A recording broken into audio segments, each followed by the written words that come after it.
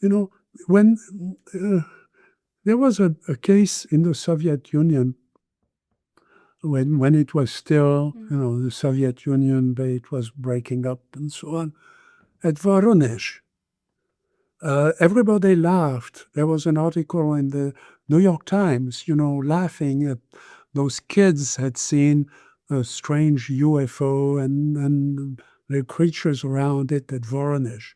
Who knows where Voronezh is? Well, yeah, kids make up stories, but, that's unusual for something like that to happen, in the Soviet Union and make the New York Times. Did the New York Times send somebody there? No. Where is Voronezh? Well, Voronezh is, an hour's flight from Moscow, south of Moscow. It's a very large city. It's a city with an atomic plant, a nuclear, civilian nuclear plant. But any nuclear plant in the Soviet Union is not just a civilian plant. So I had a friend at Le Figaro here, and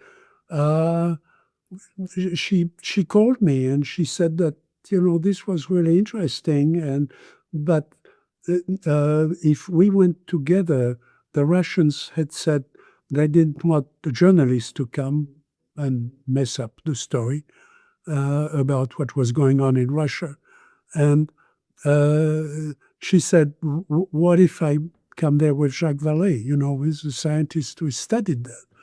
They said, okay, if the two of you come. So we went to Moscow together. Temperature was minus 70. It was in the middle of winter. We told them, they opened the door. I mean, in tourist, and also the press agency, gave us an office and said, how can we help? Because we thought it was an opportunity to communicate with the rest of the world. The UFO was just the excuse to communicate with the rest of the world as the Soviet Union was opening up.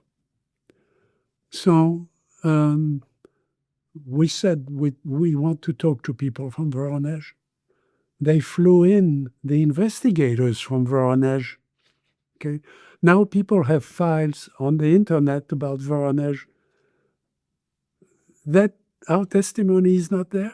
They take the information. The information in the computer is the information from the New York Times, the information from the American newspapers, the information from the American UFO groups. We went there. We spoke to the team that had done the investigation at Voronezh. Okay.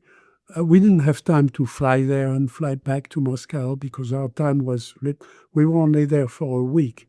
It was an interesting week because, again, the things that normally would have been forbidden were not forbidden. They did not know what was forbidden anymore. So we spent an afternoon with the entire fives from Voronezh and the people from there, and we had translators with us. Okay? And they knew the work I had done. They knew I was doing serious research. And they were doing serious research. And they told us what had happened at Voronezh, and they explained some of the side issues that made people laugh. And we know what happened there. And excuse me, but it was a UFO landing in Voronezh. That made a big impact in Russia. That's not on the computer, in the U.S. It's not in the. Well, there's a computer that has artificial intelligence. Well, I'm sure it's intelligent, but it doesn't have our data. Mm. It's not asking for our data. It's not asking, did somebody go there and talk to the Russian scientists?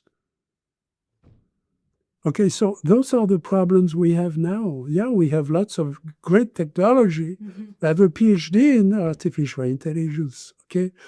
But I also, my PhD tells me, the research I did tells me what the limits are. Okay? And what the limits are. Where it breaks up. Okay? Human language and human psychology transcends what the computer, the understanding that the computer is trying to simulate. Okay, that's what happens. It's not thinking.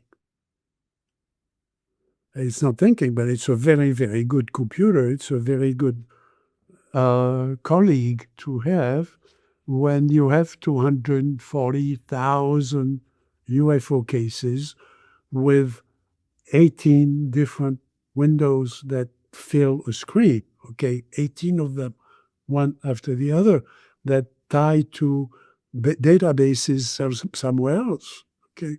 The weather data, the military data, all the other data that you can pull into this. This is what we were building. Our project was stopped after 2 years.